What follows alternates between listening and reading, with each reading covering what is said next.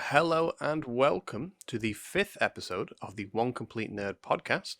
I am your host, Pete, And I'm Sam. and this week we will be talking about some video game news on the corporate side of things. Xbox has acquired Activision Blizzard, which means that they have got a whole pile of games, the back catalogue that Activision owns, that they can now implement into their Xbox Gamer Pass. But we're gonna reminisce about some of the older games, and in the hope that maybe Xbox revives some of these. Revised. Well, when you think about it, Activision's been around since the 1980s, so it's one of those where just think back to that. They've got a long list of games that they can do. I mean, they've got things that I remember on Atari, which an old friend of mine showed me once. Just boxing and checkers and tennis, something stupidly simple like that, all the way to PlayStation 1, PlayStation 2, Disney's Tarzan, Tony Hawk. Just off the top of my head, Spider-Man, the first Spider-Man game. Oh yeah, on PlayStation. These are all games that I'm just thinking of off the top of my head. That I loved as a young kid. Yeah. And then there's Spider-Man 2, Enter Electro, which was one. All these different games that were released. And that's just in the 90s. Then you got the 2000s, and then 2010, 2020, up to what's the most recent one? Is it Call of Duty Vanguard, I think? Yeah. I mean, Call of Duty is probably the main reason why Xbox has wanted to purchase Activision. Yeah, they're looking at the biggest series that they do, not all these old releases. Yeah. And Call of Duty is worth a lot of money, but I think they could probably make a spare chunk of change off of maybe. I've got a short list here of some of the stuff that I remember from being a kid. Things like Spyro the Dragon. Oh, yep, Spyro. How did I forget about Spyro? Yeah. Spyro, yeah. Crash Bandicoot. Some of the Quake games, if I remember right. Yeah. I never played those myself. And then oh, I know one, and it was a game I loved. True Crime, Streets of LA and New York City. Oh right. Great games. But these are just songs. Bloody hell. These are just games I'm thinking off the top of my head. If they dug deep, they could re-release or just have it accessible on it's Xbox, wasn't it? Yeah. So was it Game of Pass? Just release it on those as I'd get Game of Pass for all these old games. I mean, because nostalgia is a hell of a drug. So just for nostalgia's sake, they'd probably have to go and do a little bit of programming to make it fit on the system. Whatever kind of code they've got to make it relevant for the most recent Xbox. But as soon as they've done that and mapped all the buttons to the right places, then there's no reason why you can't bring back Crash Bandicoot and stuff like that on the most recent setting, and people will definitely play those games. Well, I would get I could just said I'd get Game of Pass. I'd buy an Xbox to play all these old games. But that, like you said, Call of Duty, more recently, the money they'd make off of that would be ridiculous. And if I think part of what they want to hope to do is make Call of Duty Xbox exclusive, and kind of edge PlayStation out of the way a bit, to dominate the market. Video, the console wars are still quietly raging on in the background. It's not as big these days as more people are on. Yeah, I don't know about them. It's not like World War status like it was 10, 15 years ago. It's more, and Middle East. Everybody's fighting over, Xbox and PlayStation are fighting over who gets Call of Duty and who gets, whatever else, Uncharted or Halo or whatever. But then Nintendo's just sat there in the corner just making another Mario game and a Sonic game, and is perfectly happy and chilling and doing what it wants. They're like Australia, just chilling in the corner, enjoying their own section of the world. And then you've got PC gaming, which is just, its own. I'm not going to say its own league in the sense that it's better, but they do their own thing. Not a console, but they do their own thing. There's very few things that are exclusive to a console and not exclusive to a computer. But the reverse of that, there are so many things you can get on on a computer that you cannot get on console. Yeah, well, that's kind of true and not true at the same time. So there's a lot of games on the PlayStation, for example, that they're like, nope, PlayStation only. But PC, nope, PlayStation only. Okay, fine, PlayStation only. I guess I'll just not play your game then. But at the same time, with a lot of games being cross-platform now, like I can think of a lot of games. So, for example, Borderlands. I know Rocket League is, and there's other games as well that I can't think of off the top of my head. But like cross-platforming is great for the players, but I recognise that it's not so great for the companies. Because having exclusives is like, well, this is why. Again, back to the Xbox 360 era, it's like, why should we get a PlayStation over an Xbox? Like Xbox has Halo. What did you have? What else did it have at the time? I'm trying to think of other games. And then you had like Metal Gear Solid on PlayStation 4. Which I was tempted to buy a PlayStation 4 and still am to play Metal Gear Solid 4 because I've played all the Metal Gear Solids 1, 2, and 3 and the Metal Gear games, but like after 4 onwards, it's like PlayStation exclusive. I'm like, but I don't have a PlayStation. Yeah, and it's a shame because it does divide the gaming community into two halves of people that understand one reference and don't understand the other reference because they don't want to. Like the console war itself, if you actually compare the Xbox to the PlayStation of each generation as they sort of go up the years, there's minimal differences in what they actually do because they're both aware that they need to cross-platform 80% of the games available to them at least, because that's 80% of the potential, games market. So exactly, they do very similar things, and they have different like user interface, and maybe one's got different RAM card to the other one. Maybe one's got a better memory thing. Those are minimal things, but like the actual quality of the content, the quality of the games, it's about the same. I mean, but it divides the your community into some people that may get one reference and other people that get another reference. Like you say, you've not played Metal Gear Solid 4. If somebody's a PlayStation gamer, then they will probably have no understanding or care for Halo. They'll know it exists in the background, but they won't really get any references or anything. They won't know the story. So well, with that, it's like you mentioned the RAM and the graphics, and they were all having to spec up and up and up, semi together. Like I looked at the specs. What was the newest one? Was it PlayStation 5, the one that people are still struggling to get? So I already built a computer for streaming and art reasons. So like I was using it, and it was when the Xbox One was coming out, and all my friends were getting Xbox Ones, and I went, oh, I will not bother because my PC is better than the specs of the console. I'll just play on the PC. And then since then, the next console generation came out, and like my PC's the same, if not better. Still superior. And then, so like I think with the PlayStation 5, they're like, oh, well, this is the graphics card. I'm like, well, okay, so that's better than my graphics card, but I'm not going to spend hundreds of pounds just for that when my PC works fine. Yeah, and to sort of like circles back to the core where we started, Activision isn't just Activision because not too many years ago they bought Blizzard, who owns World of Warcraft. And Overwatch and other games like Diablo. So I mean, is this a moment where we see World of Warcraft being packaged into an Xbox Live playable situation? Maybe that wouldn't be too bad of an idea. Have you played WoW? No. So when it first came out, it was a bit too nerdy for me because I think we've been over this before. I wasn't that nerdy in school. Yeah. But like around the time I was like, I might give it a go. Like an ex-partner of mine was really into it and tried to tempt me into it. And I was like, maybe. But like I never got into it. But I'm thankful because it's the kind of game that would suck me in, and you know what I'm like with 100% completion. Oh yeah. I just wouldn't stop playing. Yeah, I have never played it either. Mostly because when I was playing a lot of games when I was younger and it was becoming a big thing, it was a subscription, and not only did I not have a computer that could run it, but like I was having to ask my parents, can I have a monthly subscription to this game? Would have happened. I just never bothered.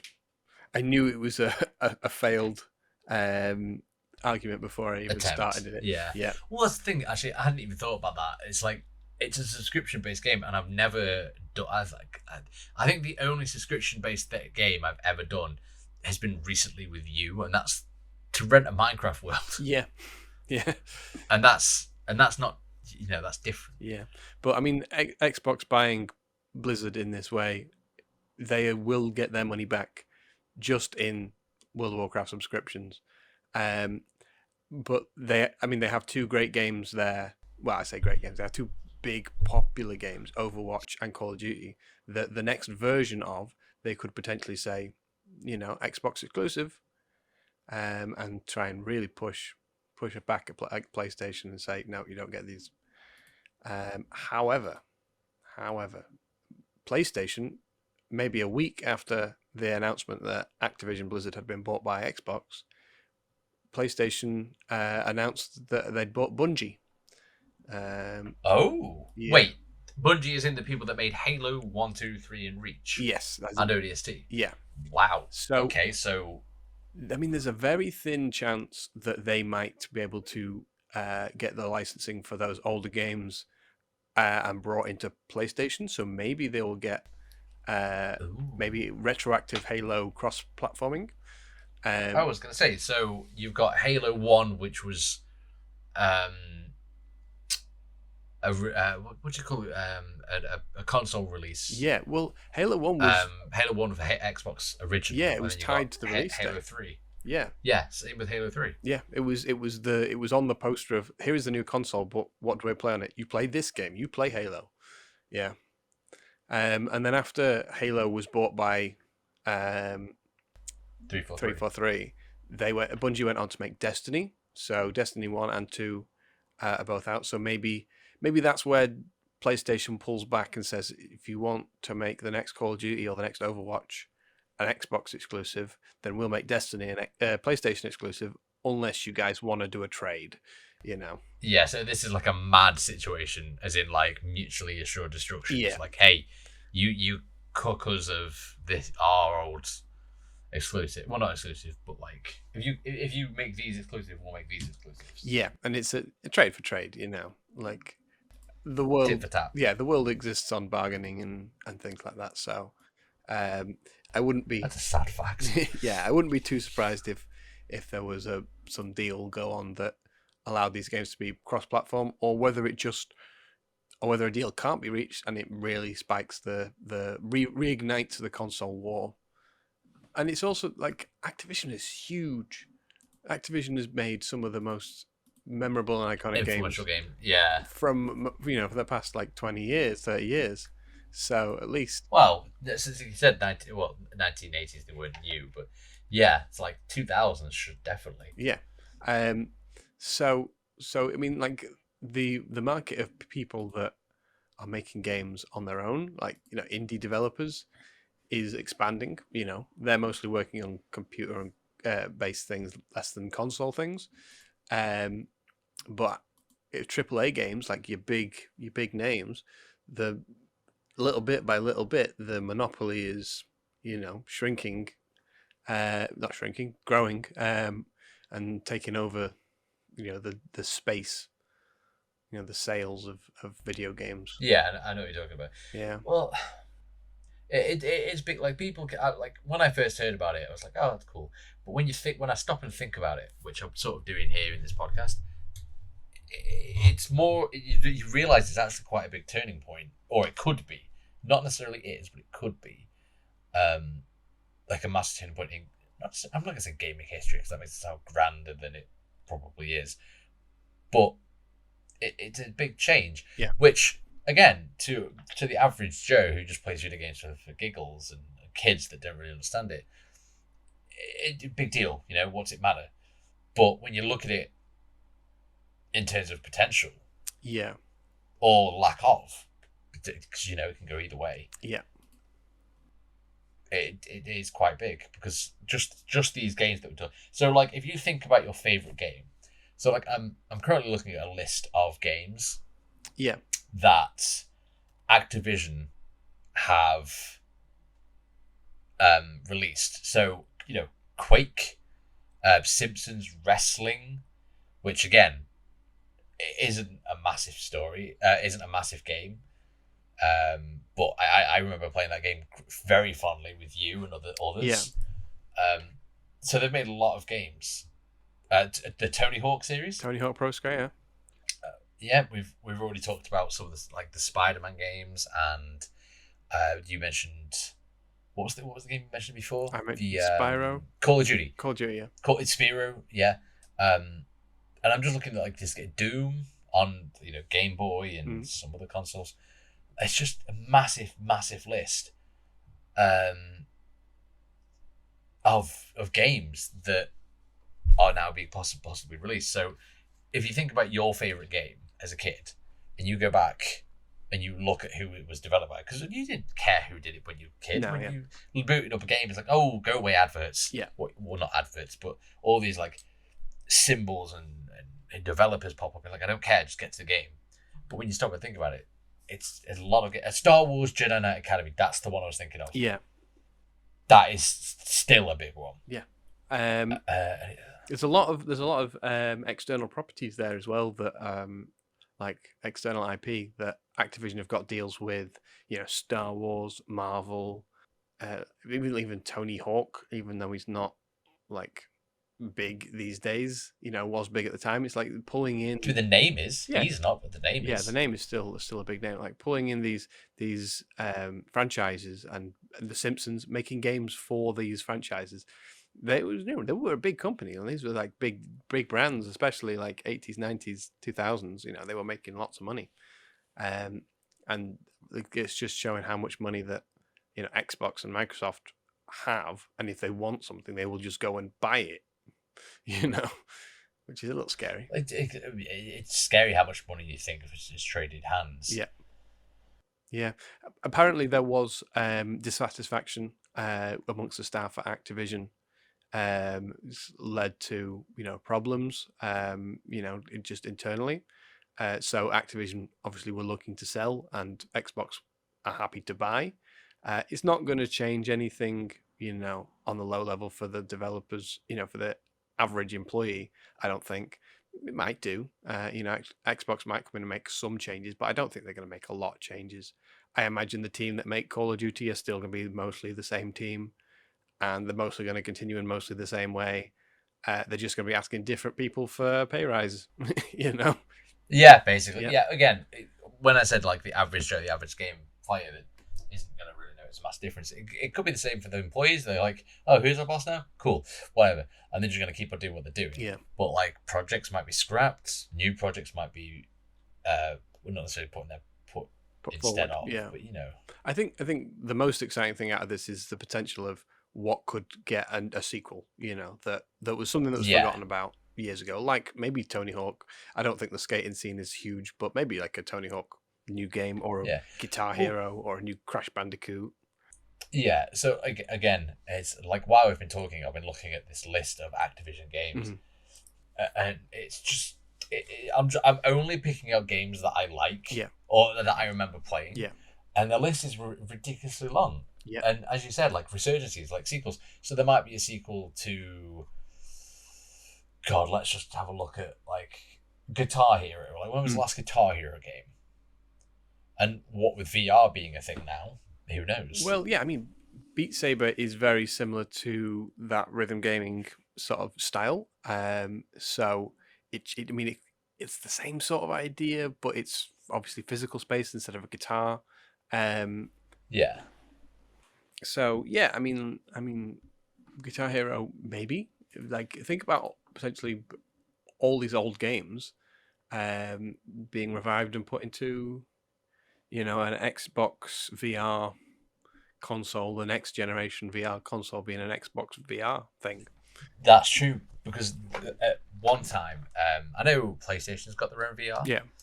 And the Xbox Kinect pushed motion controls, whereas PlayStation didn't, and now PlayStation's done VR and Xbox hasn't. Potentially, Microsoft might be going, right, we'll look at all these new IPs we've got.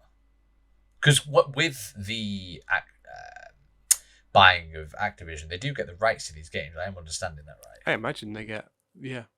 There'll be some things that'll be, co-produced with a different company, and if they might have to make a bargain or a negotiation or something. But in terms of distribution rights, I'm 90% sure that the vast majority of these games, Xbox is going to go, right, that's going on the Xbox Pass, this month. Yeah, the next one's on the next month. This is where like we really embarrass ourselves by it being the case of like, no, that's not the case. It's like, oh, whoops. No, I reckon deals will be struck, even if it is like they have to make another deal with another company. Maybe they just buy that other company. Yeah, especially if I'm trying to find a list of games that. Yeah, so it's one of the most recent ones, Sekiro: Shadows Die Twice. People love that game, so that that'll be interesting to see where that gets put in terms of online buying. Yeah, but that does leave the question of which would you, if you, because I don't have a current generation console. Do you? I do. I have an Xbox. No, not current generation. You have an Xbox? I have an Xbox One. You have an Xbox One. So what I'm saying is, let's say that was the current Xbox. What's the new Xbox? Current Series Xbox? X. It's Xbox.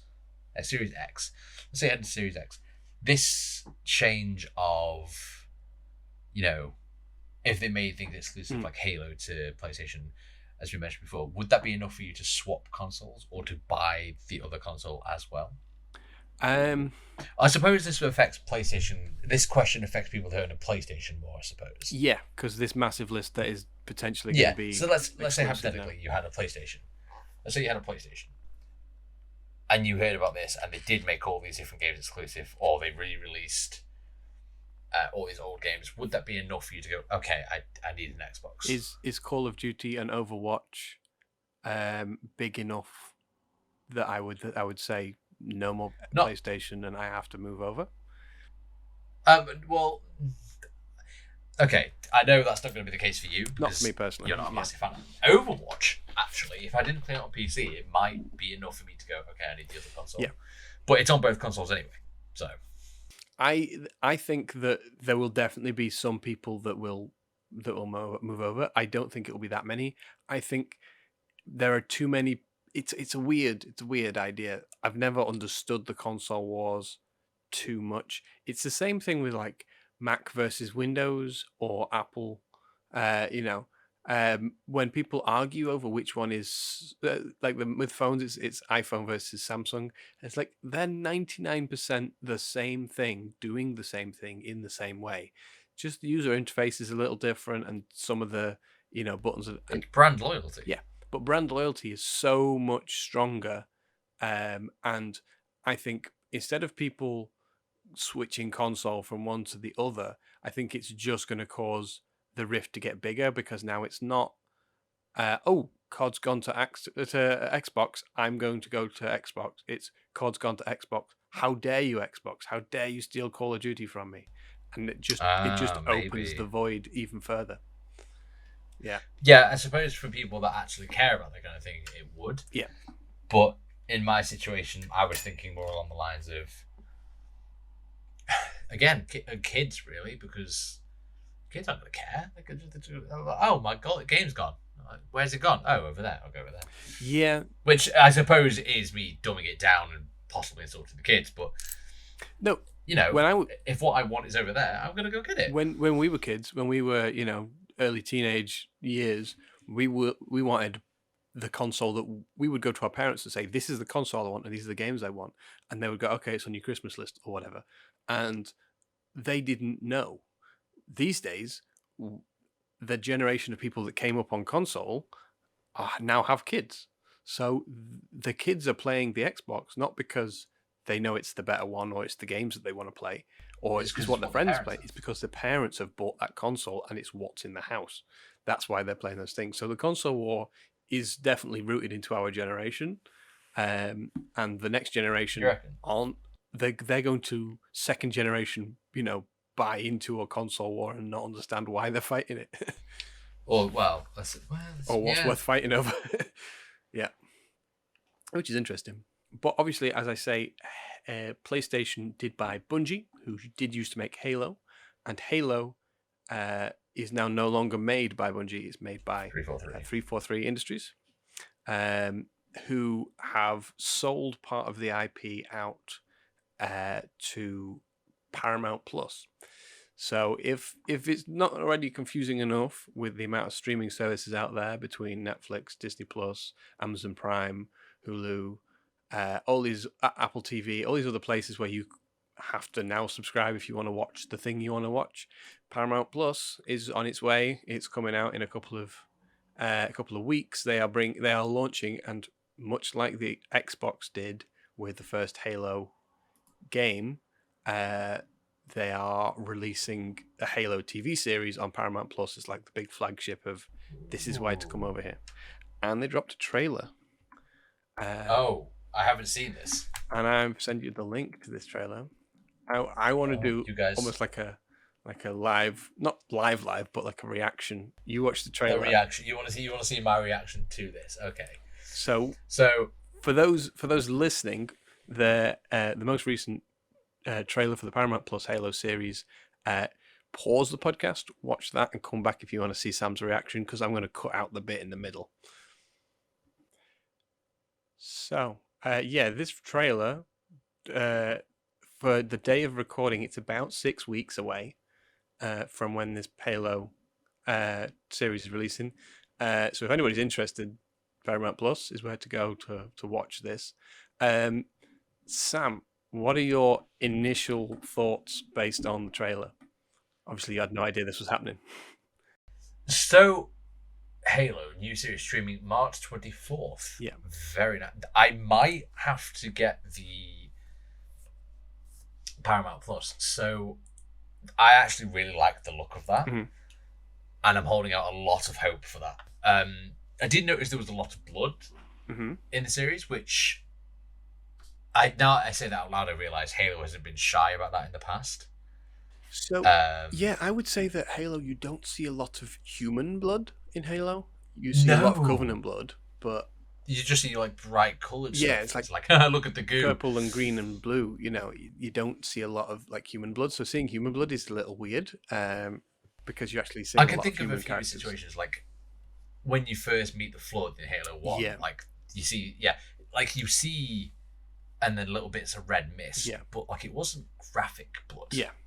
But that, I've just seen a trailer where there's a couple of characters, covered in blood. Like that Spartan helped me. Why would he do that? Yeah. It's like, what's the lore there? Like I don't recall Spartans being seen as monsters. I mean, some people were like they're machines. Yeah. But not. So this is, and then this is set. The Master Chief's thighs are covered in purple blood. It's like, wow. Yeah, this is set before the first Halo game, because there is a moment in the trailer where he grabs some sort of Forerunner artifact, and it sort of scans him to see if he's a reclaimer, and then that gives them the information that Halo exists, and then they say, "Oh, let's find the Halo ring and we can end the war." In that case, I missed that because I will say the music was quite loud in the trailer. So when the characters were talking, I was, between you talking and the trailer music, it was kind of hard to make out what they were saying sometimes. But that brings into question, where does it fit in the canon? Yeah. I don't. So it depends if that's not how Halo was found. Halo was found by pure coincidence, yes, as far as I'm aware, and the books haven't told me otherwise. Yeah, my knowledge of it is that the Pillar of Autumn, is it the Pillar of Autumn from the first game, was fleeing, or is it the Forward Unto Dawn? I forget which one's in the first game. Forward Unto Dawn, I believe. Yeah. And they're like running away from a battle because they're losing, and where they jump to is Delta Halo 4, whichever the fourth ring, whatever it is. Oh no, tell a lie. Forward Unto Dawn is Halo 4. What was Pillar of Autumn? It might have been Pillar of Autumn, This is something I have to say for Halo. Their names for stuff are just so good. Like, they're just iconic. But yeah, so like they find it kind of by accident, and then obviously the Covenant find it as well, and they're like, this is the thing we've been searching for. So I think maybe what they're going for here is, if they still do it by accident, it's like, now that this object has scanned Master Chief, like maybe the subconscious, maybe the AI has gone, well, this new piece of code, let's hold on to that, and this is where the Halo ring is, the closest one, so we'll jump to that. Yeah. Maybe that's how it gets found. So just for the record, in terms of how they find the Halo ring, just to be a Halo for a second. So it's the Pillar of Autumn. You were right. It's a new modified battle cruiser. Yeah. It's like a prototype. It's a bit more decked out. So it's one of its own. And they're escaping. Spoilers for Halo, by the way. Halo 1 from 20 years ago. Well, Halo Reach to Halo 1 to the Halo books. Yeah. But yeah. The bit like, so when they're escaping Reach after the AI, i.e. Cortana, has been given to the ship from Noble 6, they retreat. And Cortana says, well, there seems to be a lot of traffic going this way. Hopefully we can get through the defenses. And they do a push, and they get through the Covenant. But to where they're trying to go. So the Covenant know over the ring. And they're actually really upset that the humans are going towards it. And yeah, sort of, then the game starts. But in terms of how they've come across Forerunner, and that's the first instance of them coming across Forerunner technology. Apart from, like, they didn't know it was like alien, but like there's technology under the ground that helps Cortana be made and all this other stuff. Which is pointed out in Halo Reach and some of the books. But like, in terms of them realizing it's alien, it's like, oh, this is the ring. Like, wow. Yeah. So it would be interesting to see if this is actually, instead of them saying it's the ring. So, in the trailer, Chief found an object. Whatever he found. Yeah. An object. Maybe that's them finding the technology on Earth. Maybe. What's your opinions on Cortana? Because that is the potentially divisive thing. So right, okay. So the actor looked very pretty, and I could imagine her being Cortana quite happily. Yeah. She looked human. She didn't look like an AI. Didn't look like a hologram. She looked like... It didn't look like Cortana. Too pink. At all. Yeah. It's too human. It's a human actor with like just from the trailer, like it could be changed. But she needs to look. Yeah. And it may be like Cortana. It may be a Sonic the Hedgehog situation. If the fan base explode and hate this, then they might make them more blue because it's just a digital file. I'm still of the opinion that first one was a fake. Well, maybe. Of Sonic the Hedgehog. But this one, like with Halo, with Cortana, it's the same. Interestingly, the same voice actress for Cortana, but not the same voice actor for Chief. I did notice that. It was like, that is definitely Cortana's voice. And I think the Admiral. Yeah, he had I forget his name off the top of my head. He sounded like he was the same voice actor. Yeah, and the sound effects of the guns and the sword and all that was really cool. But the fact they haven't got the same, God, what's Chief's voice actor's name? Can't remember. That's going to bother me because I did know it. He's not done a lot of other things. He's mostly just done Chief, as far as I'm aware. I could be very wrong on that, but I don't recognize his voice from too many other places. I just he's got such an iconic voice. Steve Downs? How you pronounce that? Yeah. So as far as it goes in voice acting, he's only ever done a Halo, Super Bomberman. Yeah. and which, why not? Who's heard of that? And then before Halo, he was in one other game, which is Septira Core Legacy of Creator. He was in The Avengers: The Mightiest Heroes. Okay. As Star-Lord.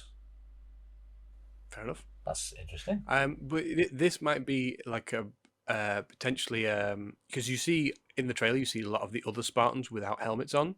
This may be a nod to the idea that you're going to see quite a bit of Chief without a helmet, and the voice actor didn't want to do the live action side of things. Depends how much you're going to see Chief's face in the series. Obviously, they're not going to put that in a trailer. I was going to say, I feel like that. The kid in me is like, I want to see Chief's face. Yes, but I would want to see it in a game. Yeah, because I'm not going to say that. Yeah, I don't want to see it, but at the same time, I feel like it's better that he's the Chief. I can hear your anguish. in that idea of like, I want to see his face, but really, I don't want to see his face. Yeah, it's like I want to see his face, but he's cool the way he He's is. cooler without seeing his face. Yeah, it's cooler. Like, I think at the legendary ending at the end of Halo 4, Mm. it's like that. You know, he takes his armor off, and then you sort of see his eyes and the bit of scarring on the eyes, and even that was like, that's cool, but I shouldn't have seen that. You know, it's one of those. So I can't. I'm gonna say I hope they don't show his face. Yeah, I think they will. I think they will. It begs the question to me: who is this series for? Because if it's for people that it's for Paramount to make money. It's to make money, but if it's aimed at people like, well, especially like you that have read books and that know the lore quite deeply, it looks like this series is going to stray away from that and make its own canon. You know, like its own alternate reality, in the way that almost every adaptation does that. They take an original property and they go, that's cool, but that's cool for a video game, and we're going to do something slightly different because we need to leap through these specific hoops in a short time frame, you know. So that's definitely, I think, is going to happen. So I think that's going to piss off a lot of people. I think it's too easy. I think Halo hasn't been adapted into live action for so long for this reason, that it's too easy to annoy people. I mean, there was some live action stuff in the past. I forget what it's called. There was a web series that did get adapted, but that was an external thing, and they didn't focus on Chief very much. From what I remember, I do seem to remember watching it. It was released online, and it was like a training academy for like landfill, for like ODSTs or something. And then the Covenant attacked the planet they were on in the last episode, and Chief is seen in the background for like 30 seconds, if I remember rightly. But it's focused on a woman that's like training, if I remember. But yes, that's what I'm recalling.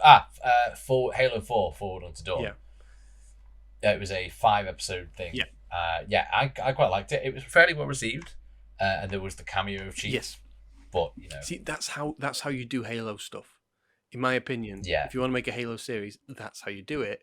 You do Chief adjacent, like you do a handful of ODST trainees trying to infiltrate like a Covenant facility to do this, that, or the other, whatever, because that would be interesting. You can tell your own story, your own interesting narrative, without stepping on the toes of video games and things like that.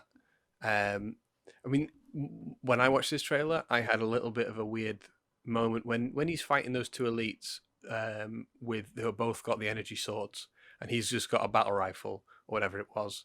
I'm looking at it like assault rifle. The assault rifle, yeah. So I'm looking at it, thinking about multiplayer Halo, and thinking about, no, he's dead, because they've both got swords, and you could be 30 feet away and you just half squeeze your trigger and you teleport practically across the map and slice somebody in half, like, and then he's just like punching them in the face, and it doesn't even look like there's that much weight to his punch. I did think that. I was like, this is the Chief. In the books, if he punched one of those elites, he'd knock his jaw off. It was in the game. He'd at least, if he wouldn't kill it, he'd do a lot of damage. But multiplayer, 2 hits, he's dead. In the animation of the games, so I'm immediately thinking of the end scene of Halo Reach, where Noble 6 is fighting. The last mission is to survive, and when you don't survive because you're not meant to, Noble takes out a load of elites, and it's you can feel the weight behind it. It takes out the shield, and it takes one out, it stabs the other, and rinse and repeat. With this, it was like it looked like someone fighting an invisible man in a motion suit. Yeah, which is what it is. Yes, they have quite a big area that they're fighting in. There's quite a lot of sand, and there's buildings and cars and stuff behind. Why not use that space? Why not charge at each other at full speed and have somebody swing a sword, and then maybe somebody dives underneath, and then you punch, and then whatever. This is just a trailer. Yeah, but they maybe they're saving the really cool, because I've noticed a lot of things. You get 2 trailers. You get the trailers that really show the best of the best, and then you watch that show / movie, and you go, I should have just stayed watching the trailer.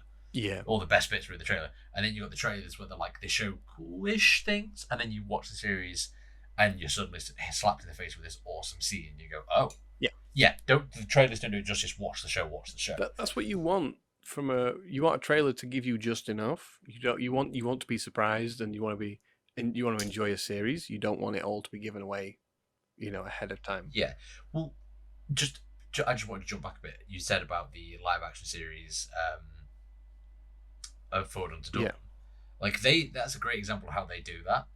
But another series I would recommend anyone to watch if they like anime, or if they just like Halo, is Halo Legends, which is a bunch of famous anime studios get together and make short films for the game, and it's absolutely worth a watch from 2010. Yeah. The thing is that I would say they make use of space, but the short amount of time they a lot of laws explored, and it's really, really good. But in terms of the space you mentioned from the trailer, is the only way I can describe it is it looked like a man in a suit fighting invisible enemies in a motion capture suit. That's just how it looked. And that might be a product of a COVID environment where there wasn't they weren't in the same room, but they were just both doing their choreography in separate spaces, and they were put together in afterwards. That is possible. Obviously, the two aliens he's fighting are both complete CGI constructions, so even if they are fighting a guy, it's still a guy in a morph suit on some stilts. So and exactly. You don't want to actually hit that person in the face. So it's like, this is where his head's going to be. It'll be a tennis ball on a string or whatever.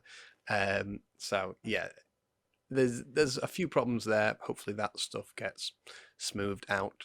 And then when Chief was walking as well, the full sound design wasn't there because the song and the audio was taken over. But you couldn't hear. He didn't feel heavy. None of the Spartans wearing Spartan armor felt like they were wearing armor. They felt like they were wearing foam suits, just because of the way, the way they move. But they don't sound like the clunk, clunk, clunk. So you kind of lose it a bit. You know what I mean? I've seen at some conventions, I've seen two types of. So you see people wearing suits, like Halo suits and Space Marine suits from Warhammer. And the people in the Space Marine suits go all out. They have mechanical stuff inside, so they're wearing stilts and back support and stuff like that. It's really, really good. But with the Halo suits, even they feel weighty. Like you said, these felt like they were wearing foam suits, which makes sense because if you're on a film set, it's going to take you're on there for a long time, hot lights, it's going to be unhealthy. But you don't want your actors to get exhausted too quickly. I 100% agree. Or you don't want to put them in the full suit, have 5-10 minutes of recording, and be like, stop, cut, get them some water to get them out of the suit. All that. Yeah. So sound design plays so much into that to sell that illusion. And because of the way the trailer was built with relatively minimal sound design, it just didn't. Just looking at it just felt a little weird, without being able to hear. I mean, when you play the game, you hear the clunk of the footsteps, and that sells that you're wearing heavy armor. You know what I mean? With that, I think we've talked a lot about trailers and games and the buying and selling of companies. We've talked about a lot today. It's a lot to go over, and I'm really looking forward to the trailers and see what happens with Activision. Yeah. And now you've really shown me this Halo series, I probably will get Paramount Plus, if not just to watch this. Yeah, I mean they will have a month free trial deal when it comes out, most likely. So maybe wait till all the episodes are dropped and then get a free trial deal and see if it's any good. See what else is on there before you commit to the buy. Probably try that. Cool. Well, thank you everybody for listening, and we will catch you on the next podcast. Bye everyone.